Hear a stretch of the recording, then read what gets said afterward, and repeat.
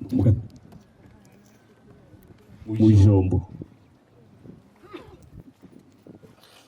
bagezeyo abapfurero baraduhamagaye mu bijombo byabo abamayimayi baravuga ngo kubera yuko mutatwicanye n'abagore bacu tumwicane n'urubyaro rwacu abana bacu mukabarekura bakaza bakatugeraho ngo turabizi neza kuko ino ntambara muzayitsinda. Mukomere Imana amashyi. Mu by'ukuri niko byagenze, baravuga ngo runo rugamba muzarutsinda ngo turabizi neza, bakaza baduhanurira kandi ibyo ngibyo twarabibonye. Twaje kugera mu Kamombo, igihe nari mu Kamombo ibo bari kuri Nyamara, twaje kugabwaho igitero n'abamayimayi na Regitabara, batera ahitwa Ukanihura, arampamagara arambaza ngo abo ni bande. Ngerageza guhamagara mubwira koko ari uko bimeze. Hari saa 11 zo mu rukerera, twarahagurutse tugerageza kubitanga ariko biza kunanirana. Iyo ntambara niyo naje kurasirwamo, bandasa amasasu ahinguranya umutwe, aratambuka nikubita hasi, sinamenye ibindi byakurikiye. Aduye yaraje atugeraho yishe abasore bacu, ariko Imana kigiye ubwenge bwagiye nko kugaruka. N'igihe nariko manuka nabwiye Imana ndayibwira ngo ninkorere uruzitiro umwanzi ntambone. Imana iranyemerera, niyo mpamvu mpagaze imbere yanyu hano ndimo kugabuna bukana. Aduye yanyuraga imbere n'inyuma ariko ntiyigeze mbona. Aduye arahafata nirwa kuri uwo musozi, narashwe sizeri n'iminota mike. Afande makanika ari ruguru, uko yarambwiye ngo yibutse rya sezerano twagiranye, aravuga ngo ngomba guhaguruka njyenyine kakugeraho, nimba warangije kagushingura cyangwa nimba wakomeretse kakwikorera. Byari ibihe bikomeye ku buryo abantu benshi barako batinya kugera kuri uwo musozi nari ndiho, ariko iwe na marehemu Kapiteni Musore bazamukanye imisozi bagafinda, n'ubu warangizanye nawe nagiye kubona mbona bangezeho, bakora ibishoboka byose baranyikorera kuko nta buzima nari mfite, bangezaho bari bari. Ubutwari bw'uriya mugabo sinobuvuga ngo muhetse. Mu by'ukuri kubera yuko uri inyuma nawe aje kuvuga amagambo menshi, yanshakiye inzira kubera yuko cyari igihe cya corona kigoye, anshakira inzira muri plene. Nanyuze ahantu hakomeye cyane, nanyuze ku bariyeri y'abakatanya kandi bari banzi cyane kubera imirimo nagiye nkora hariya. Abantu benshi baranzi igihugu cyose, ariko kandi igihe nimbisha kuri izo nzira nagiye ncamo, seruka mu Burundi mbura indege kuko nta ndege n'imwe yagwaga i Bujumbura. Zabaye ngombwa kuko nca Tanzania, seruka hano arimo akurikirana buri umunota ampamagara, bimeze gute shitsa ahangaha. Nabwo yakomeje akurikirana ubuzima bwanje, ariko dutandukanaje nawe yarambwiye ngo turimo dusezerana, arambwira ngo wibuke isezerano twagiranye nawe hariya ku Muramza, ngo ugende nimba upfuye umugore wawe n'abana bawe, umugore wawe azoba umupfakazi wanje, abana bawe bazoba imfubyi zanje. Nimba ayo maso yawe ijisho rikize ukabona imbaraga, uzagaruka, kandi nibinanirana uzoguma aho ngaho ariko uzibuka isezerano.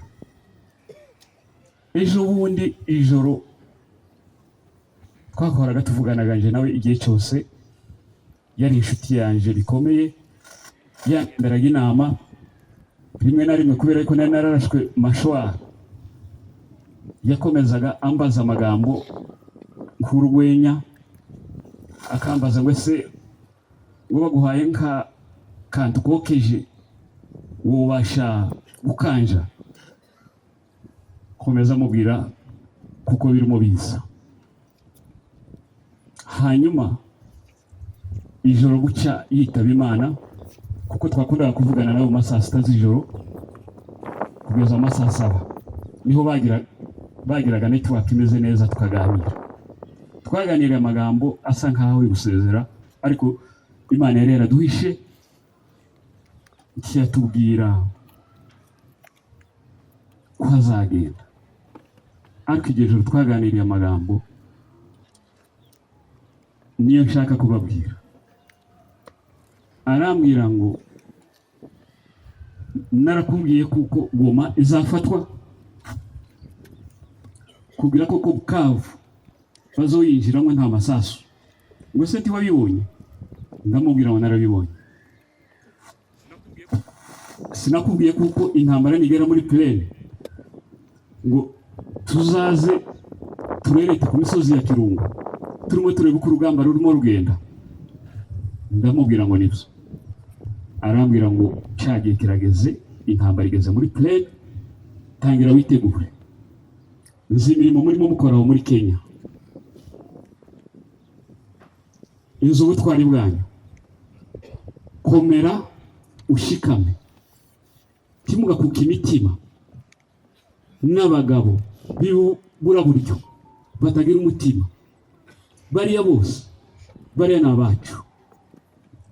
Genda ukomere ushikame, ukangurire wowe na bagenzi bawe n'abandi bose muce muri ibi bihugu, uhereye aho muri Kenya, mukangurire abasaza bacu, abakecuru bacu, abagabo b'abanyamurenge, abamama b'abanyamurenge,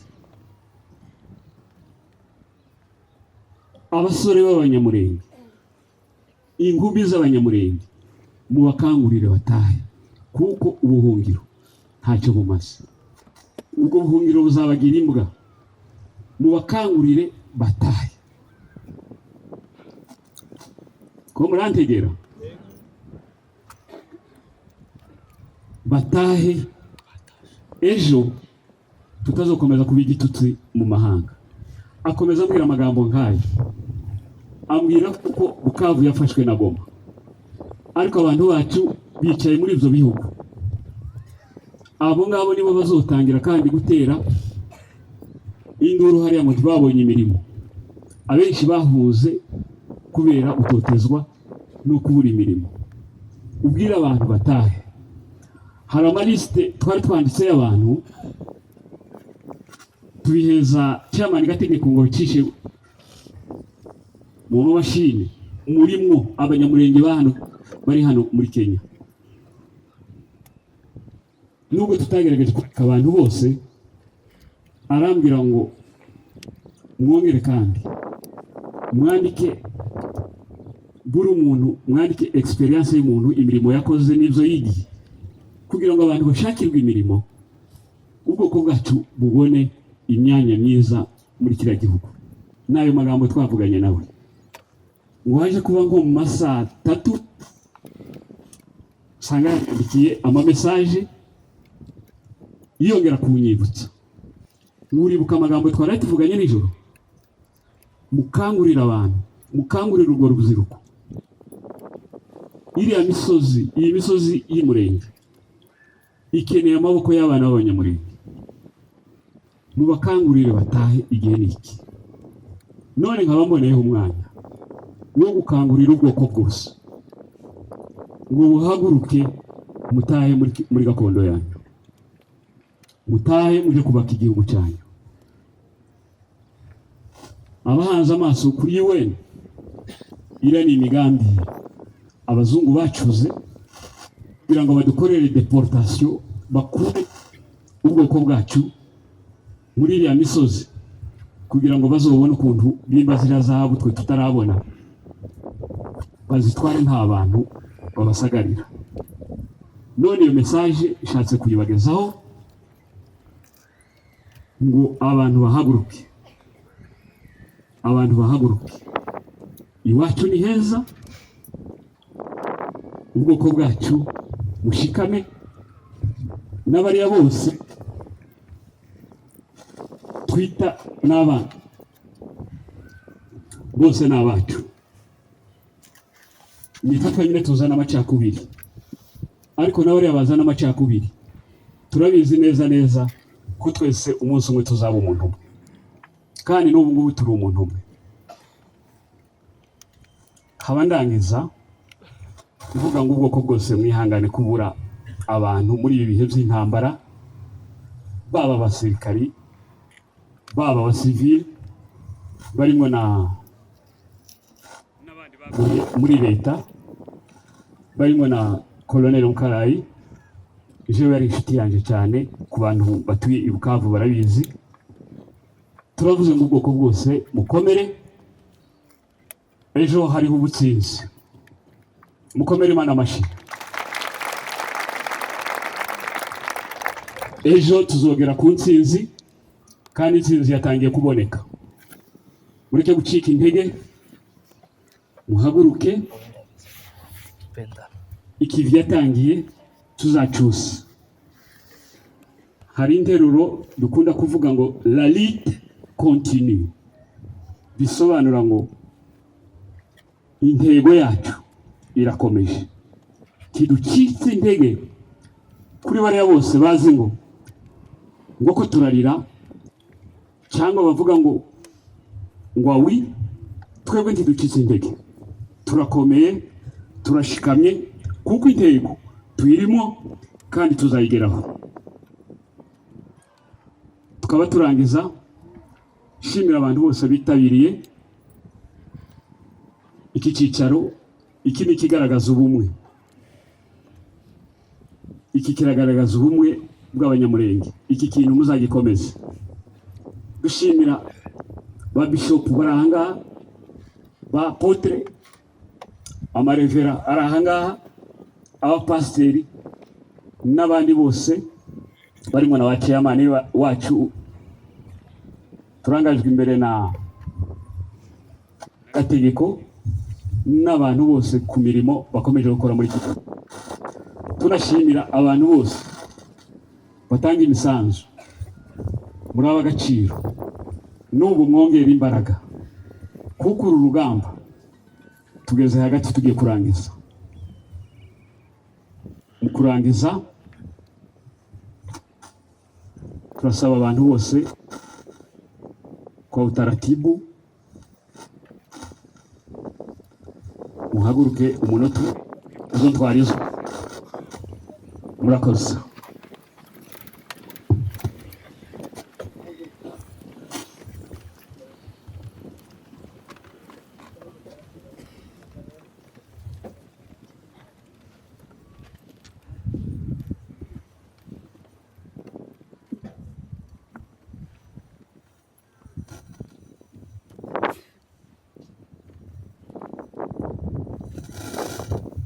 Murakoze, ni mwicare.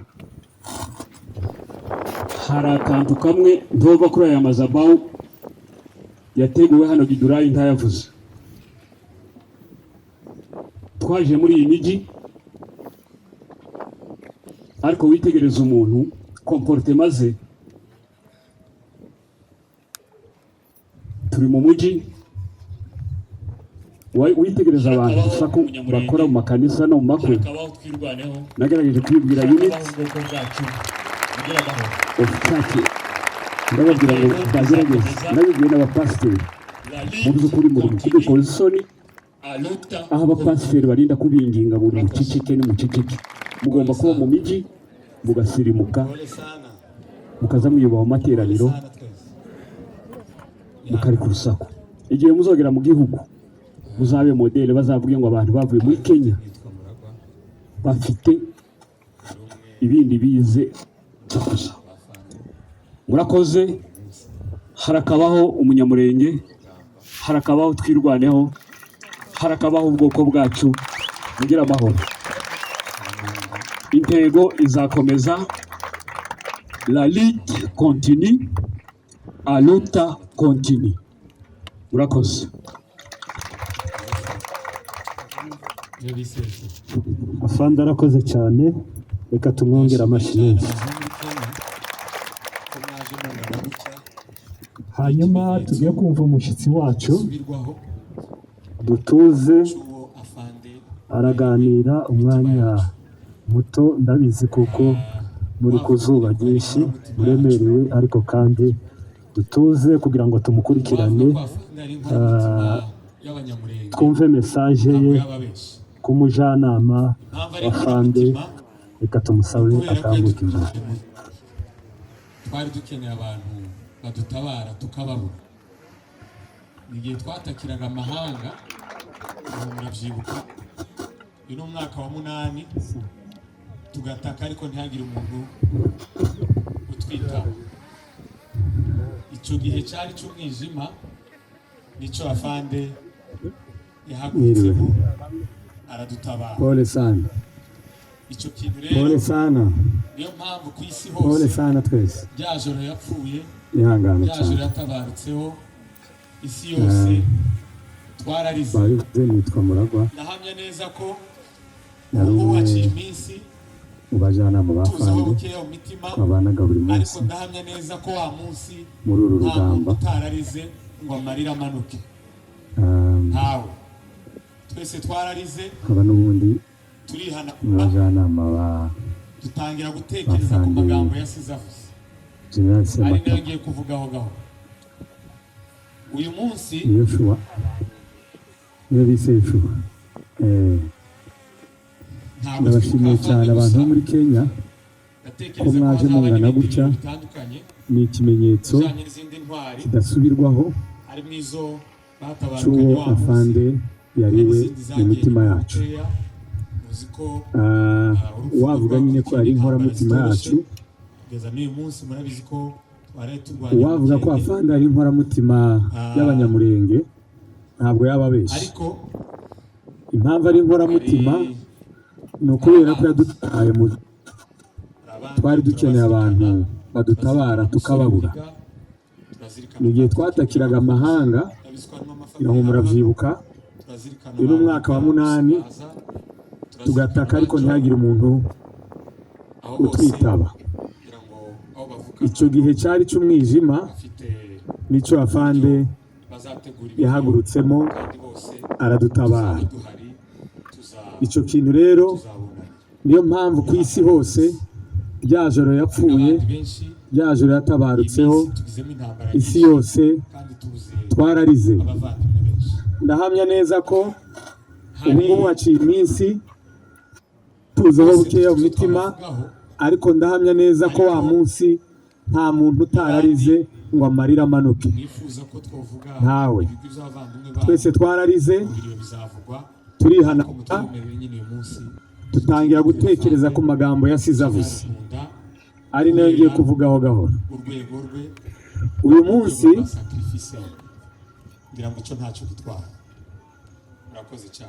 ntabwo twibuka Afande gusa, ndatekereza ko hazaba n'ibindi biriro bitandukanye yajanye n'izindi ntwari, hari mwizo batabarukanye wa munsi, hari n'izindi zagiye nyuma ho bukeya. Muzi ko urupfu rwe rwakurikiwe n'intambara zitoroshe kugeza n'uyu munsi. Murabizi ko twari turwanye mu mikenke, ariko umutabazi w'umucengeri hari abandi turabazirikana. Turazirikana Musore Buhiga, turazirikana Patrick Ngirabakunzi, ndabizi ko harimo amafamiye yabo hano. Turazirikana ba Buhiga, Samaza, turazirikana ba John, abo bose kugira ngo aho bavukana hano bafite uburyo bazategura ibiriyo, kandi bose tuzaba duhari, tuzabunamira. Mwihangane mwese. Hari n'abandi benshi, iyi minsi tugizemo intambara nyinshi kandi tubuze abavandimwe benshi. hari ariko bose dufite ibyo twabavugaho ariko n'abandi bifuza ko twavuga ibigwi by'abavandimwe banyu mu bihe bizavugwa ariko mutwemereye nyine uyu munsi dutinde kuri afande General Rukunda kubera urwego rwe n'urwego rwa sacrifice kugira ngo icyo ntacyo gitwaye. Urakoze cyane. Bafataga habaga umuntu witwa umutabazi w'umucengeri kubera ko agakiza kabonekaga hatabonetse umuntu mu muco wa kera ngira ngo natwe mu gihe cy'abami bamwe benshi muri twe bakiba cyangwa basogokuruza bakiri i Rwanda hari itegeko ryari uko umuntu mu muco wa kera bitaga ngo umutabazi w'umucengeri. Hari abasaza bashaka kuba bazi icyo bivuze. Natekereje iryo jambo kubera nyuma yo kurira natekereje neza icyo amaraso y'afande ashobora kuba avuze ku munsi kubera iki yopfa none tugeze mu marembo neza ya Minembwe. Bukeye umunsi yarayapfuye bita dukura bariya bicanyi mu Minembwe tubakura mu Mikenke ubu n'ubundi dufite kubashorera bazagenda iyo baturutse ariko bivuga ngo umutabazi w'umucengeri ngiye kubabwira icyo ari cyo mu muco. Iyo igihugu cyabaga gishaka agakiza cyangwa gishaka gufata akarere, ngira ngo muzi ko kera igihugu cyagukaga kubera ko cyafashe akandi gace, ibyo murabizi. Bafataga habaga umuntu witwa umutabazi w'umucengeri kubera ko ntabwo agakiza kabonekaga hatabonetse umuntu wemera gupfa kandi agapfa ku bushake. Sinzi ko muri kunyumva, ariko itegeko ryari uko uwo muntu agomba kuba aturuka mu murongo w'ibwami cyangwa umwami ubwiwe, akagenda akajya ahantu bashaka gukomboa, aho bashaka kubohora, akagenda agashaka ukuntu ahagwa akahapfira. Iyo yahagwaga we akahameneka, cyabaga kibaye ikimenyetso cy'uko aho hantu Imana igize gute ihabahaye. U Rwanda ubu ngubu kubera ko aribo bagize ayo mateka babara abatabazi b'abacengeri bagera kuri 41 kugira ngo babe baragize igihugu Imana yabahaye. Natekereje ku maraso ya Fande ejo bundi, isanga yahisemo kutubera umutabazi wo muri ubwo bwoko. Uko no rwose impamvu namushyize muri icyo cyiciro ni ukubera ko wenyine yarirahiriye aravuga ngo azaba hariya kugeza ku mutonyi. Murabyibuka iryo jambo rivuga, ni ukuvuga ngo urupfu yapfuye Afande ni rwo rupfu yifuzaga gupfa. Muze kubitekereza neza. Hari ibintu tujya mu mashuri tukajya kubyiga. Uriya ni urupfu Afande yahisemo, aravuga ngo Mana nimba wanyemerera umunsi nzapfa ugatabara bene wacu, umbabarire nzapfa runo rupfu. None nirwo Imana yamuhaye, tuyishimire ko ari rwo rupfu Imana yahisemo kwapfa. Ni nayo mpamvu ya masengesho yose musengaga mukomeze musenge, ariko noneho nimutunganye inzira zanyu zo gutaha. Afande yarapfuye ngo dutahe, nimwitegure gutaha, mubyitegure rwose, mubyitegure. Nta kindi kintu kigiye kunyura hano hagati. Nyuma y'urupfu rwa Afande hagiye gukurikiraho gutaha kwa bene wabo. ari bo mwebwe. Cyari igihe cy'umwijima ugiye basigara bamutuka. Imubizi cyari impamvu bivuga kirimo agasuzuguro kenshi, hari ibintu bitatu abamama bacu bakabatemera, jewe nzi ni ibintu byinshi abantu hari abantu benshi babanye hano babanye nawe benshi. Je ntabwo ndi buvuge ibintu byamuranze ubuzima bwe bwose kuko twabanye imyaka mike yanje. Ndavuga ibyamuranze muri uru rugamba Imana yahisemo ko ruducunga rukatujyana iwacu. Ikintu cya mbere cyaranze afanye icyo bacita kureba kure, ni ukureba kure. kuvuga ngo yemeraga ko muzi ikintu bita kureba kure. aramutse yitanze hari ibintu tujya tujya mu mashuri tukajya kubyiga, hari n'ibindi bitangwa n'Imana gusa kugira ngo murabizi. Afande Imana yari yaramuteguye ngo igihe cyacu cyo gutaha azaturebere kure, kandi yarahaturebeye aho ari hose yumve ko tumushimiye. Yaturebeye kure, abikora mu buryo butangaje. Kimwe cyabigaragaje, wabonaga n'umubiri wiwe n'umutima. muzi ko ibindi bihe byagiye bibaho muza mwumva za FPR na za RCD, biriya bintu byose mukunda kugereranya n'iyi ntambara turi. Biriya byari ibihe bigaragara nka opportunity, mujya mubyibuka, aho abantu bagenda bakavuga ngo iki kintu ubona kitubereye ikindi. Ntimubizi ariko iki cyari igihe cy'umwijima ugiye basigara bamutuka. Ntimubizi cyari igihe kibi kirimo agasuzuguro kenshi, aho bafata abagore abamama bacu bakabatemera, tukabura n'umuntu n'umwe wobibazwa, bakabatema amabere ku misozi. Cyari igihe abantu harimo afande akava mu kazi ke akanyura inzira zigoye bamaze kuvuga, akaja muri iyo misozi, akaja kwicara mu kibira adafite umuntu n'umwe. Icyo bacita kureba kure, ni ukuvuga ngo yemeraga ko nubwo dusa nabi aramutse yitanze Imana wenda yamukoresha tukava muri ibi bihe by'umwijima. Kandi Imana ntabwo yamubeshye, ntiyamuhemukiye, igiye kubitukura. Icya kabiri, mbere gato yuko apfa yahamagaye abofisiye bose. Afande yakundaga abanyamurenge. Abahamagara ngo baze kumusura. Jewe ntabwo nagize umugisha wo kumenya, ntabwo iyo yavugeraga kuri sije y'abanyamurenge wabonaga n'umubiri wiwe. Iyo yavugaga bene wabo wabonaga n'umubiri wiwe n'umutima, umubiri wose wabonaga uziho nk'ikintu kimeze nk'umuriro.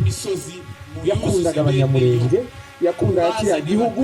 Icyamubabazaga gusa ni uko iriya leta, ni uko Kongo itamukundiye bene wabo, nuko itadukunze, bigasaba ko twirwanaho tugapfa kugira ngo twikundishe kuri leta yacu. Icyo niko gahinda yagize, ariko ntabwo kazongera. Icya gatatu, afande yizeraga Imana cyane. Njyewe rwose abantu bamuzi, niyo mpamvu nzi neza ko yapfuye. Ntabwo afande Imana yamutunguza urupfu rwose. Barabanaga buri munsi, umunsi wo gupfa. Nimushake namwe musubire inyuma mu bintu byabaye mbere yo gato yuko yitaba Imana. Murabona mwese yarabasezeye. Murebe icyerekezo igihe yavuze ngo hagiye kwinuka ikintu kimeze nk'amadubu. Murabyibuka? Ntimwayabonye se bundi yaratabarutse? Mwarayabonye? Ntimurayabona sasa, mugiye kuyabona. Mbere gato yuko apfa yahamagara abofisiye bose, arabahamagara ngo baze kumusura. Mwarabonye iyo foto? Njyewe twavuganye nka saa 4 n'igice zishira saa 5, apfa saa 6 n'iminota 15.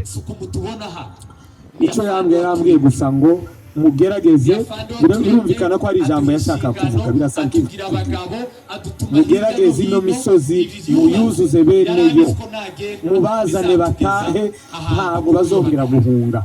Uzana abasore baze muri iyi misozi, baze batahe, bave mu buhungiro, iyi ntambara igomba kuba iya nyuma sibyo icyo yasize akivuze rwose ngize Imana asanga hari undi yakibwiye iryo niryo jambo nje yambwiye bwa nyuma aho muri hose ikindi cya nyuma gitangaje kandi namwe mugisubizeho umutima mushimira Imana afande yari umuyobozi w'umuhanda amasengesho yose ufite buriya yerekeze kuri Yoshua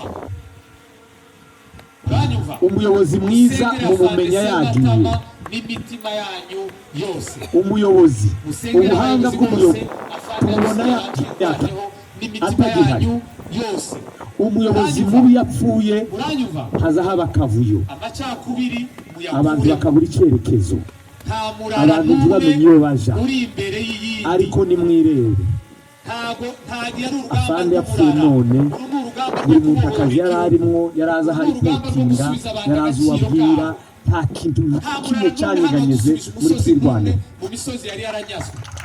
mu bishimira Imana cyane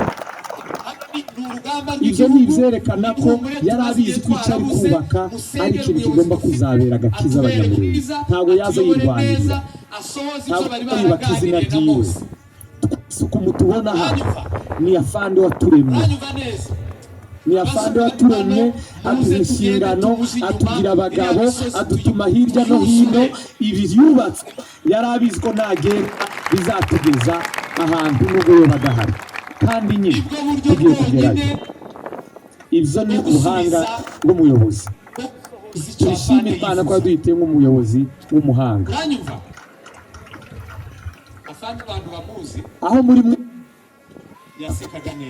aho muri hose mufate amasengesho mwasengaga mbere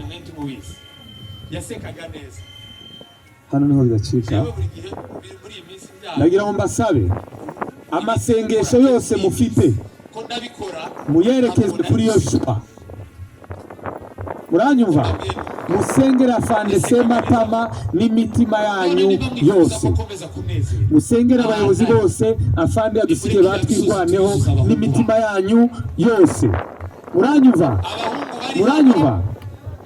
amacakubiri muyakuremo nta murara n'umwe uri imbere y'iyindi ntabwo ari urugamba rw'umurara uru ni urugamba rwo kubohora igihugu uru ni urugamba rwo gusubiza abantu agaciro kabo nta murara n'umwe hano wadusubije umusozi n'umwe umusozi yari yaranyazwe muranyumva ni urugamba rw'igihugu ni ihumure tumaze igihe twarabuze musengera umuyobozi atubere mwiza atuyobore neza asohoze ibyo bari baraganiriye na Mose muranyumva neza basengera hano muze tugende tumuze inyuma iriya misozi tuzuzuye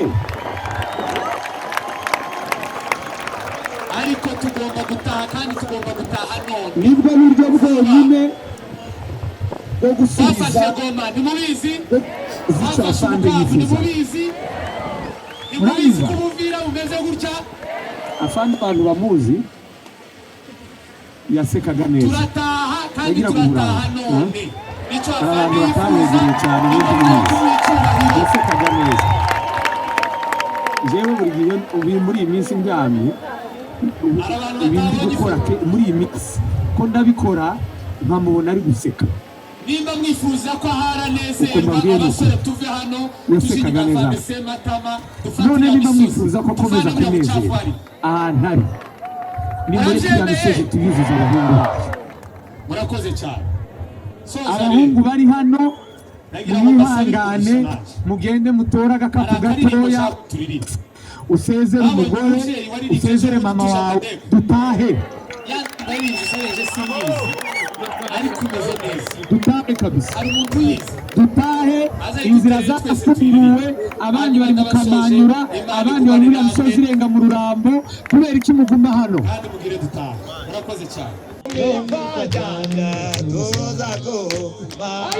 abakobwa bakiri batoya hano nimuze tugende aba basaza turabahereza ibyumweru bitatu zo kwitegura no kugura inkoni zimeze neza muzadusanga yuko tugomba gutaha kandi tugomba gutaha none vuba. Twafashe Goma ntimubizi, twafashe Bukavu ntimubizi, ntimubizi ko Uvira umeze gutya. Turataha kandi turataha none, nicyo Afande yifuza, nibwo buryo bwo kumuha icyubahiro. Hata na sisi tulikuwa tunaitarajia ili tufarijiane, tubishoremo imbaraga na tuweke bidii. Abantu batabonye ifoto, maso yanjye narembo hata turudilie tukiimba, hata macho yangu ya nimba mwifuza ko haranezerwa abasore tuve hano tuje inyuma ya Afande Sematama dufatira misozi tuvane muri bucafu hari. Lakini Mungu anatuangazia. Bwana sifiwe sana. Murakoze cyane. Tureke commentaire tu. Soza rero. Acha tuache comment. Nagira ngo mbasabire umugisha naje. Hari akaririmbo nshaka turirimba. Nabonye umubyeyi waririmbye ejo bundi tuza mu madevu. Yandirimbe usareje singizi. Ariko umeze neza. Hari umuntu wize. Aza yidutereye twese turirimba. Hanyuma ndabasoje Imana igumane namwe. Kandi mugire dutaha. Murakoze cyane. Abana b'Isirayeli gatoya gatarari kugira ngo tutaje gusohoka. Nyuma yo kuririmba abasore bose hari ikiganiro dufitanye n'umushyitsi. Cyagira umusore utaha tutaraganira n'umushyitsi. Murakoze. Abahungu n'abakobwa umuntu wese imyaka 18 uza kuri 40. Murakoze.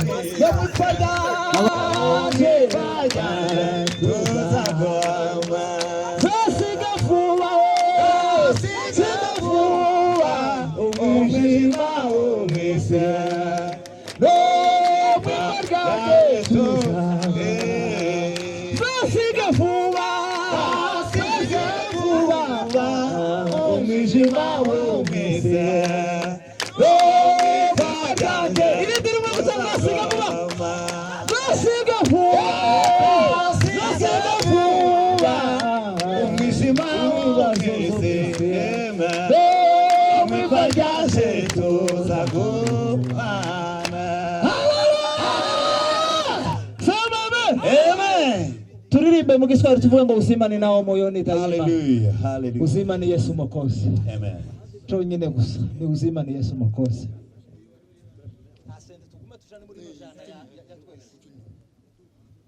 Uzima ni nao moyoni daima. Uzima ni Yesu Mwokozi.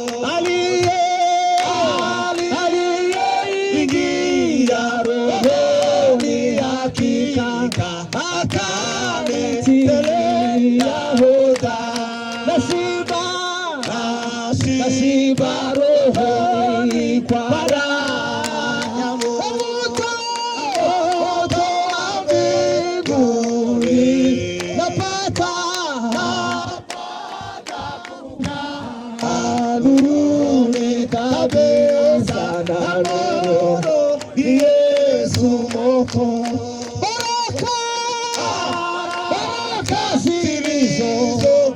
katika wokovu nilizozipata tabu nilipoungama makosa na dhambi kwa Yesu Mwokozi wangu.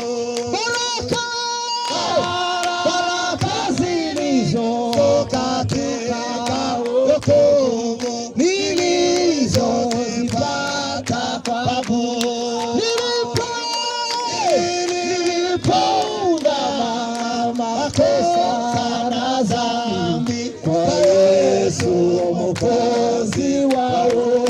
Nashiba rohoni kwa raha. Hebu tuimbe simama.